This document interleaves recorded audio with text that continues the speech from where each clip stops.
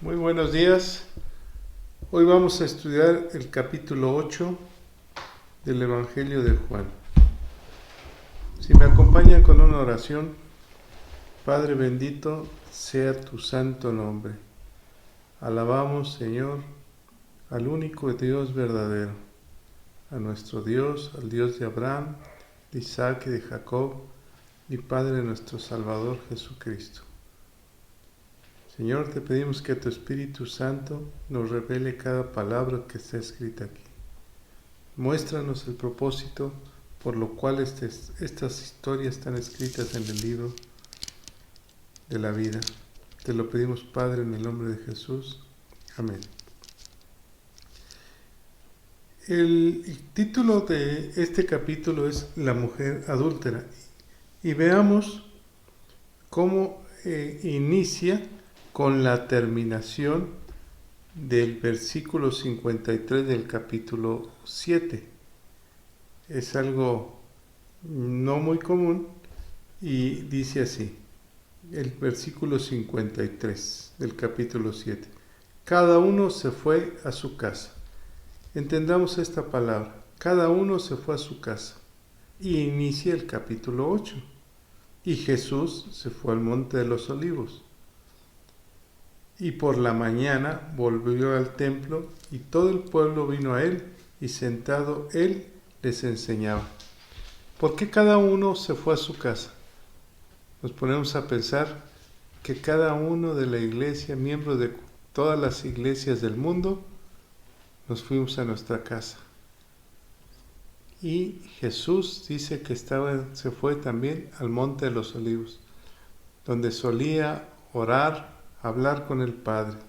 Y muy de mañana regresa al templo. Quiere decir que un día regresaremos al templo, después de ir a la casa. Un día regresaremos por la mañana. Pero ¿por qué cada uno se fue a su casa? Recordemos que unos decían que verdaderamente era un profeta, otros que era el Cristo. Unos decían que de Galilea de venir algo bueno, y otros decían que era del linaje de David, de Belén, y otros negaban a Cristo totalmente. Y vemos las características de los pueblos y las diferentes formas de pensar de los hombres que hemos escuchado a Cristo a través de la palabra de Dios, a través de la historia y a través de sentir su presencia y entender por qué vino a la tierra y se hizo hombre Dios mismo. Recordemos que este Evangelio de Juan empieza con: en el principio el Verbo se hizo carne y el Verbo era Dios. Y en este momento estamos viendo cómo cada persona puede sentir la presencia de Dios e incluso puede interpretar la palabra de Dios. Por eso cada uno se fue a su casa y Jesús los vuelve a llamar muy de mañana en el templo, y dice que ahí el mismo Cristo enseñaba lo que Él era, lo que era el Padre y hacia dónde íbamos, hacia dónde vamos. En el versículo 3 dice que entonces, esta palabra entonces nos habla como una historia hermosa. Los escribas y los fariseos, vemos dos tipos de personas que eran los que tenían el poder económico y religioso en ese entonces. Le trajeron una mujer sorprendida en adulterio y poniéndola en medio, versículo 4, le dijeron: Maestro, esta mujer ha sido sorprendida en el acto mismo del adulterio. Pensemos en esta escena. Lo querían matar, lo querían detener, y de repente él estaba en el templo predicando y le traen una mujer que la encontraron en el mismo acto de su pecado. Pero ¿por qué le traen una mujer al templo y se la traen a Jesús? Como si Jesús fuera el que rigiera la ley en ese entonces. Dice el versículo 5, y en la ley, están hablando los fariseos, mandó Moisés apedrear a tales mujeres. ¿Tú pues qué dices? Le están preguntando y que juzgue el acto del pecado de la mujer. ¿Recuerdan qué dijo Jesús? Que Él no vino a juzgar el mundo, que el mundo se juzga por Él mismo. Cuando uno peca, uno mismo ya ha sido juzgado. Pero en este momento, ellos pretendían que Jesús sentenciara a esa mujer. Ellos sabían que de esta manera lo tentaban para poder acusarle. Pero Jesús, en su sabiduría infinita, actuó de una manera, podríamos decir, totalmente sabia, como la sabiduría que solamente Él tiene en su ser. Ellos pretendían acusarle ¿de qué? De que si juzgaba como juzgó Moisés, tenía que matarla. Y si no juzgara como juzgó Moisés, entonces estaba fuera de la ley. Y Jesús hace un acto hermoso cuando le dice, cuando se inclina, dice hacia el suelo, quiere decir que se hincó en el suelo y comenzó a escribir en la tierra con el dedo. Versículo 7, y como insistieron en preguntarle, se enderezó y le dijo, el que de vosotros esté sin pecado, sea el primero en arrojar la piedra contra ella. Palabras sencillas, pero saliendo de la boca del Maestro, de Dios, son palabras poderosas, mostrando la santidad del que lo dice y el pecado del que lo escucha. E inclinándose de nuevo hacia el suelo, siguió escribiendo en la tierra. Pero ellos, al oír esto, acusados por su conciencia, salían uno a uno, comenzando desde los viejos hasta los postreros, y quedó solo Jesús y la mujer que estaba en medio. ¿Qué es lo que nos acusa de nuestro pecado? Si pensamos, cuando el hombre tiene la conciencia cauterizada, como decía el apóstol Pablo, su pecado para ellos es parte de la forma de vida. Pero cuando vemos la santidad de Dios, entonces nos sentimos sucios y le pedimos a Dios perdón y reconocemos nuestros pecados ante el Dios Supremo, el que nos puede perdonar. Porque la palabra de Dios dice que todos sin excepción somos pecadores. El único que no ha pecado y nunca pecó fue Jesús, nuestro Salvador. Vemos que en el versículo 10, que Jesús se endereza después de que había dicho esas palabras poderosas y que la conciencia de ellos los comenzó a acusar. ¿Quién podía arrojar la primera piedra? Solamente aquel que estuviera limpio y sin pecado. Y se dieron cuenta que cada uno tenía su pecado. Empezaron por los de más edad, seguramente tenían más pecado, y luego los más jóvenes. Y en el versículo 10, enderezándose Jesús y no viendo a nadie sino a la mujer, 3 veces Jesús vemos que se inclina hacia el suelo. Una, cuando le traen a esta mujer, comienza a escribir en el suelo. 2, después de haber dicho que arroje la primera piedra el que esté libre de pecado.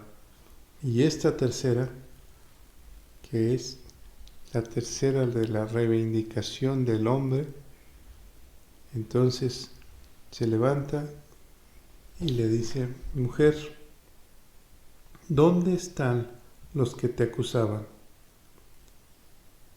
Ella responde, Él responde, él mismo hace una pregunta y responde: ¿ninguno te condenó?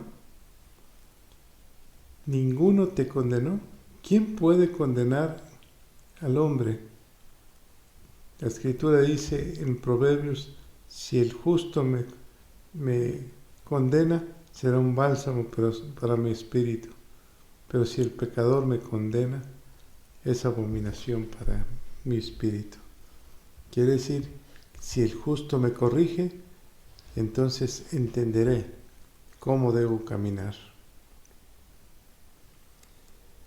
3 veces se levanta Jesús, y en la tercera vez él viene a salvar a esa mujer, a llevarla al entendimiento de una nueva vida. ¿Dónde están los que te condenan? ¿Ninguno te condenó? Claro, todos tenían pecado. Ninguno podía condenar a nadie. Esto es un símbolo de cuidado con juzgar a alguien. Primero, hay que quitarse la viga que tiene uno en los ojos para poder juzgar a alguien. Ninguno, Señor, contesta ella. Entonces le dijo: ni yo te condeno. ¿Quién era el único que quedaba limpio y sin pecado? Cristo.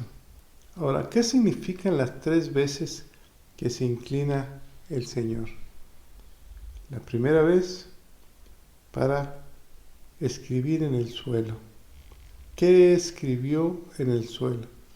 Algunos historiadores y teólogos dicen que escribió los mandamientos de Moisés. Otros dicen que escribió los nombres de cada uno de ellos. La verdad es que no sabemos qué escribió ciencia cierta, pero lo que sí sabemos es que Jesús estaba meditando, escribiendo algo.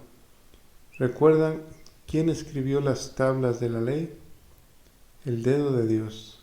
Las primeras tablas fueron escritas por la mano de Dios. Y ¿para qué fueron escritas? Para que todos entendiéramos cuál era nuestro pecado. Porque sin ley se desenfrena el pueblo. ¿Cómo saber si tengo pecado si no había una ley?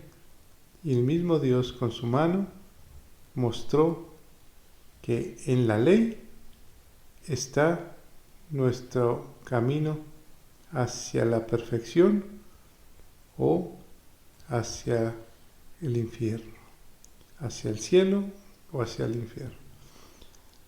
La segunda vez que se inclina el Señor es porque ataca precisamente la conciencia del ser humano. Y es cuando la palabra de Dios penetra, dice, como espada de doble filo, y rompe las coyunturas y parte los huesos hasta el tuétano. Es cuando la palabra llega a nosotros y entonces desnuda el alma del ser humano. Cuando la palabra de Dios es incrustada en la mente y en el corazón. Cuando no puede uno resistirse ante la grandeza y la pureza del Salvador. Y la tercera vez, cuando se levanta el Señor, es para perdonarnos. Cuando Él se levantó después del tercer día, fue para darnos vida eterna. Porque el cielo y todo el universo esperaba la resurrección del Señor y Salvador.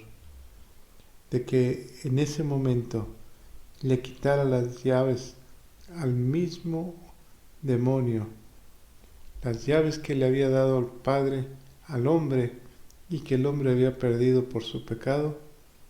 En ese momento el tercer día se levanta con poder, con la autoridad de Dios o del Cordero de Dios resucitado por el poder del Espíritu Santo. Y entonces trae la llave de la vida eterna. A esta mujer le está ofreciendo las llaves de la vida eterna. Vete y no peques más. Y la mujer reconoce, solo tú estás aquí, Señor. Vete, yo no te condeno, no lo vuelvas a hacer. Palabras hermosas de Dios, del Salvador, llenas de misericordia y de amor. No lo vuelvas a hacer. Yo no te condeno por amor. Qué hermosa expresión de un rey lleno de pasión por la humanidad. Jesús en ese momento, después de esta ocasión, les habló diciendo: yo soy la luz del mundo. El que me sigue no andará en tinieblas, sino que tendrá la luz de la vida. Hay muchas historias de algunos hombres que han muerto y dicen que han visto una luz que los atrae, una luz apacible que les da una paz que no pueden describir, pero no quieren alejarse de esa luz. Es la luz que vino al mundo. Es la luz que vino a quitar las tinieblas, el dolor, la tristeza. Dice que si seguimos esa luz, entonces nos da la vida. Los fariseos le dijeron, recuerden que estamos en el templo, en la iglesia, y que lo están tentando. Tú das testimonio acerca de ti mismo, tu testimonio no es verdadero. Y Jesús le respondió: aunque yo doy testimonio acerca de mí mismo, mi testimonio es verdadero. O sea, lo que yo digo y lo que yo hago, mis hechos, son verdad. Porque sé de dónde he venido y a dónde voy, pero vosotros no sabéis de dónde vengo ni a dónde voy. ¿Cómo pueden entenderme? Ustedes, les está diciendo, que ni siquiera se dan cuenta quién soy yo. Yo sí tengo la certeza de que vengo del paraíso, que vengo del cielo, dice el Señor, y hacia dónde voy. Pero ustedes están faltos de entendimiento. Su pecado, su egoísmo realmente de los fariseos los había cegado. Porque en el versículo 15 Jesús les da un ejemplo. Ustedes juzgáis según la carne, yo no juzgo a nadie.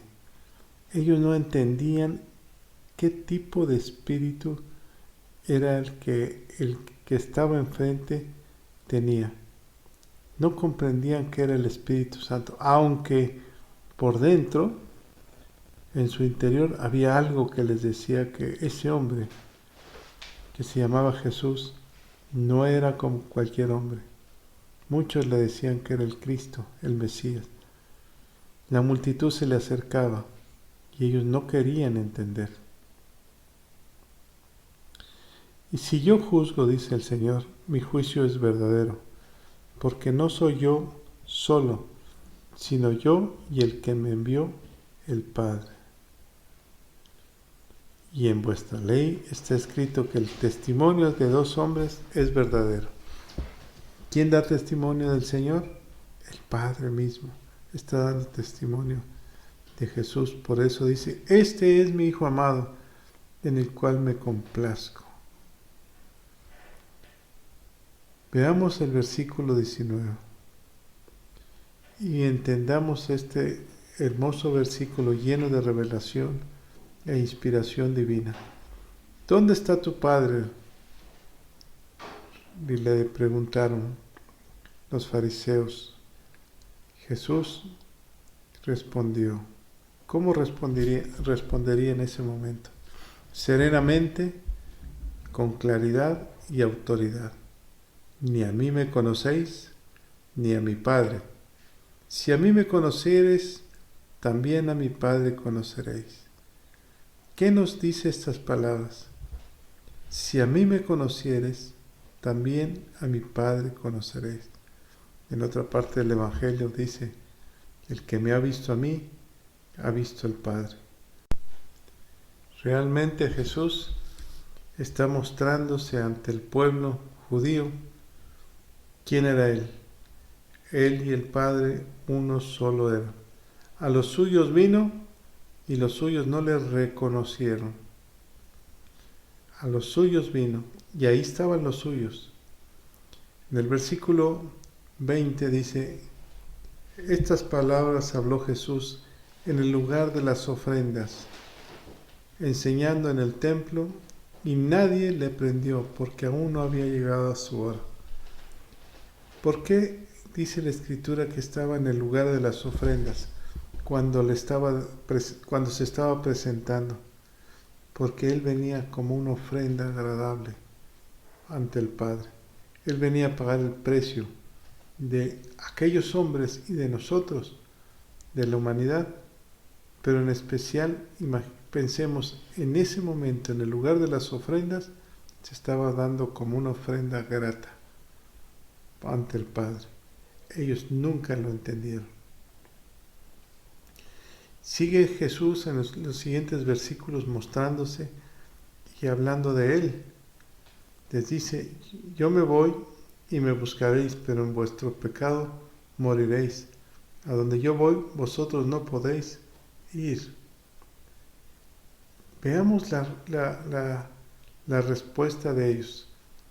A donde yo voy, no podéis ir porque ustedes están muertos en el pecado.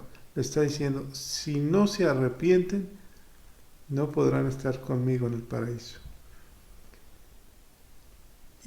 Y veamos la forma de pensar de aquel tiempo. ¿Acaso, dijeron los judíos, se matará a sí mismo? Que dice: a donde yo voy, vosotros no podéis ir. Qué forma ilógica de pensar. Vosotros sois de abajo, les dice Jesús, yo soy de arriba. Vosotros sois de este mundo, yo no soy de este mundo. Como si les estuviera suplicando que entendieran quién era Él. Entonces le dijeron: ¿tú quién eres? Y Jesús les contestó: lo que desde el principio os he dicho. Muchas cosas tengo que decir, juzgar de vosotros, pero el que me envió es verdadero. Está hablando del Padre. Y yo lo que he oído de Él, esto hablo al mundo. ¿Qué está hablando? Palabras de vida eterna, palabras del Padre puestas en la boca del Hijo. Ellos no entienden, realmente estaban cegados, su entendimiento estaba entenebrecido, su conciencia estaba cauterizado. El versículo 28 y 29 son muy interesantes. Jesús mismo les dice: cuando hayáis levantado al Hijo del Hombre, entonces conoceréis que yo soy, y que nada hago por mí mismo, sino que según me enseñó el Padre, así hablo. Porque el que me envió, conmigo está. ¿Quién lo envió? El Padre. ¿Quién está en Él? El Padre. ¿Quién le ha enseñado todas las cosas? El Padre. No me ha dejado solo el Padre, porque yo hago siempre lo que le agrada. Y esto es lo que tenemos que hacer nosotros, todos los días. Amigo, hermano, todos los días tenemos que tener esa forma de pensar. Hoy voy a hacer lo que le agrada al Padre. Hoy voy a servirle a mi Padre eterno. En ese momento muchas personas creyeron en Él. La verdad os hará libre. Conoceréis la verdad y la verdad os hará libre, dice el versículo 32. Y el 31 dijo Jesús a los que habían creído, como si nos repitiera estas palabras a nosotros que hemos creído: si vosotros permanecéis en mi palabra, seréis verdaderamente mis discípulos. ¿Podemos permanecer en la palabra del Señor? El permanecer es ser constante, hasta el tiempo del fin. Permanecer es: yo te seguiré todos los días de mi vida. De cierto os digo, dice el Señor, que todo aquel que hace pecado, esclavo del pecado es, y el esclavo no queda en la casa para siempre. El Hijo se queda para siempre. Así que si el Hijo os libertare, seréis verdaderamente libres. Te podría yo hacer una pregunta.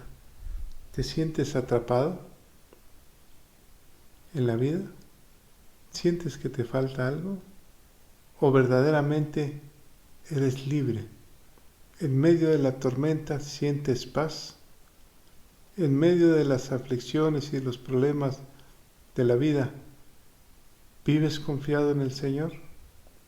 Si es así, verdaderamente has encontrado a Jesús de Nazaret, a nuestro Salvador, a nuestro Maestro. Y dice, por haber permanecido en su palabra, Dios te da la libertad que necesitamos. Dice la Escritura, versículo 37, sé que sois descendientes de Abraham, pero procuráis matarme. ¿Por qué? Porque mi palabra no haya cabida en vosotros. Ellos no podrían comprender la palabra. Yo no sé si has conocido a alguien o a ti mismo te pudo haber pasado cuando en algún momento de tu vida no querías nada con Jesús, con su palabra. ¿Cómo te sentías? Creías estar libre y estabas atrapado en tus propias opiniones. Pero cuando decidiste seguirlo y escudriñar su palabra, hubo una fuente que cambió tu vida, la fuente de la vida eterna, que solamente las palabras saliendo de la boca del Maestro tienen ese efecto en el alma del ser humano, en el espíritu del hombre. Por eso el rey David decía, mi espíritu se regocija, mi copa está llena, sobreabunda. Así debemos de estar nosotros a través de la palabra. Yo hablo lo que he visto, dice Jesús, acerca del Padre, y vosotros hacéis lo que habéis oído acerca de vuestro Padre. Nosotros hacemos lo que nuestro Padre nos ordena, nuestro Padre celestial. Y Jesús les dice, ustedes tienen a vuestro padre como el diablo. Sois de vuestro padre el diablo. Palabras fuertes para mover las conciencias de los hombres. Respondieron y le dijeron, nuestro padre es Abraham. Jesús le dijo, si fueseis hijos de Abraham, las obras de Abraham haríais. ¿Cuáles fueron las obras de Abraham? La fe en la palabra de Dios, la obediencia de Dios, el grado supremo, donde el mismo Dios le pide a su hijo, a su único hijo, y Abraham no se niega. Pero Abraham tenía fe de que Dios se lo iba a regresar. Por eso cuando va rumbo al sacrificio dice, regresaremos, el muchacho y yo regresaremos. Sabía que Dios era misericordioso. Pero ahora procuráis matarme, les dice Jesús. A mí, hombres, que os he hablado la verdad, la cual he oído de Dios. ¿No hizo esto Abraham? ¿Qué hizo Abraham? Escuchó la palabra de Dios y la obedeció. Vámonos al versículo 43, si son tan amables. Jesús entonces le dijo, si vuestro Padre fuese Dios, ciertamente me amaríais, porque yo de Dios he salido, y he venido, pues no he venido de mí mismo, sino que me envió. Si nosotros pudiéramos entender estas palabras, ¿qué pensarías en tu casa cuando te dice el Señor, me amarías porque yo de Dios he venido? Dice la Escritura que Jesús es consustancial al Padre, es la imagen misma de Dios en la tierra. Quiere decir que Él mismo es la misma sustancia de Dios, del Padre, que se hizo hombre para salvar a la humanidad. ¿Por qué no me entendéis mi lenguaje? Les dice el Señor. ¿Por qué no podéis escuchar mis palabras? Dos preguntas que les hace para reafirmar y moverlos para que pudieran comprender. ¿Por qué no me entienden? ¿Qué es lo que les estoy diciendo? ¿Por qué no escuchan mi palabra? Ni oyen, ni quieren escuchar. Vosotros sois de vuestro padre el diablo. Esa palabra lo dice para que ellos mismos reaccionen. Y los deseos de vuestros padres queréis hacer. Él ha sido homicida desde el principio y no ha permanecido en la verdad, porque no hay verdad en él. Cuando habla mentira, de suyo habla, porque es mentiroso y padre de mentira. ¿Quién es ese? El diablo. Es mentiroso. Vendrá, dice la Escritura, como cordero, como lobo vestido de cordero. Y entonces engañará a muchos, incluso a muchos escogidos por la presión serán engañados, porque Él es el padre de la mentira. A mí, dice Jesús, y yo porque digo las verdades, ¿no me creéis? ¿Quién de vosotros me redarguye de pecado? Pues si digo la verdad, ¿por qué nosotros no me creéis? Versículo 47. El que es de Dios, las palabras de Dios oye. Esto es muy importante. El que es de Dios, las palabras de Dios oye. Nosotros debemos de tener los oídos, los sentidos del oído muy sensibles para escuchar la palabra de Dios y que esa palabra en nuestra vida se haga carne, nos redarguya, nos cambie. Por esto no lo oís de vosotros, porque no sois de Dios, le dice. La preexistencia de Cristo, versículo 48. Respondieron entonces los judíos y le dijeron, ¿no decimos bien nosotros que tú eres samaritano, que tienes demonio? Veamos cómo acusan al Maestro. ¿Qué tipo de personas que viendo la obra de Dios, viéndolo con qué autoridad, todavía se niegan a reconocerlo? Bueno, en este tiempo muchos, viendo la grandeza de Dios, cómo Dios ha sido bueno y no ha destruido la humanidad, se niegan a reconocerlo. Dice la Escritura que Él mismo le dice que ellos lo deshonran. Yo no busco mi gloria, hay quien la busca y juzga. De cierto os digo, el que guarda mi palabra nunca verá muerte. Esa es nuestra esperanza, tendremos vida eterna. Y este versículo 51 debiéramos de grabárnoslo en la mente y en nuestro corazón. El que guarda mi palabra nunca verá muerte. Esta es la palabra de vida eterna. Por eso el discípulo Pedro le dijo, solamente tú tienes palabras de vida eterna. El versículo 54 Jesús le responde, si yo me glorifico a mí mismo, mi gloria nada es. Mi Padre es el que me glorifica, el que vosotros decís que es vuestro Dios.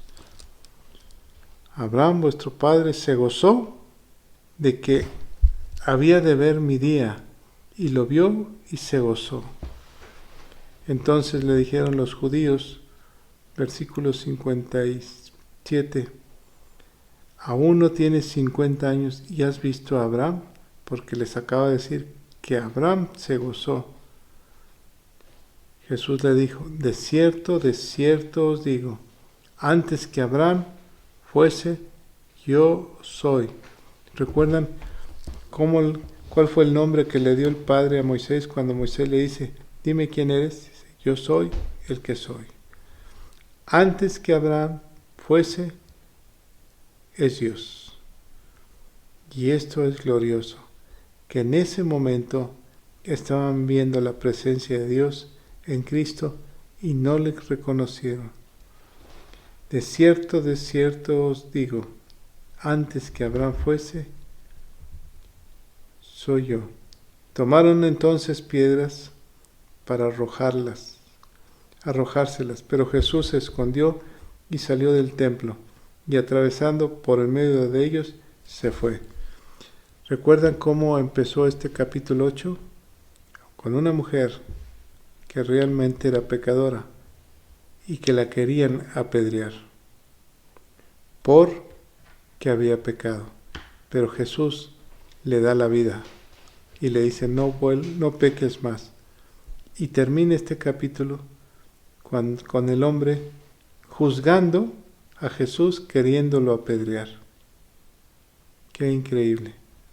Y mismo Jesús dice que pasó en medio de ellos y se fue. Cegó el entendimiento de ellos.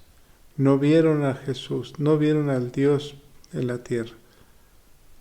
Lo querían apedrear, ya lo habían juzgado. ¿Cuál era el motivo? Que les dijo la verdad.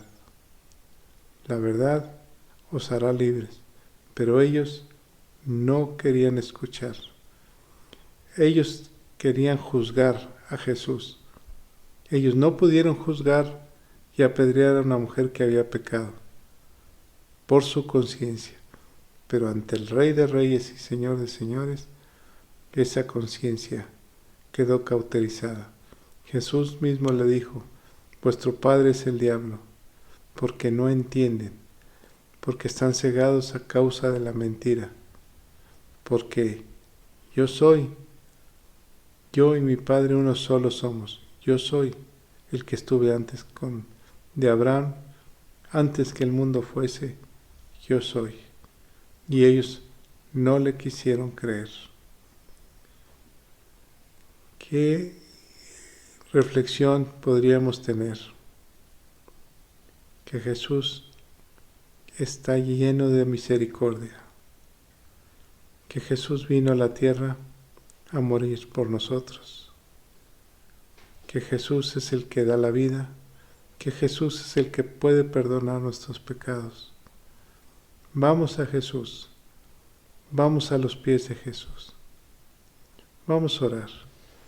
Y esta mañana vamos a orar por una persona de la casa de oración que fue operada el día de ayer, por Ofelia. Padre, en el nombre de Jesús te pedimos la sanidad por Ofelia. Te pedimos que seas tú el médico de médicos, el que restaure sus huesos, el que los afirme, Señor, el que los haga caminar como sierva en las montañas, Padre. Te pedimos sanidad también por cada persona que esté enferma, por la mamá de Humberto, por las peticiones de oración, Señor. Hoy te pedimos que tú los sanes, Padre. Sánalos, Padre.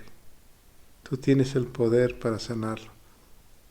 Una palabra tuya y cambiará la historia, Señor.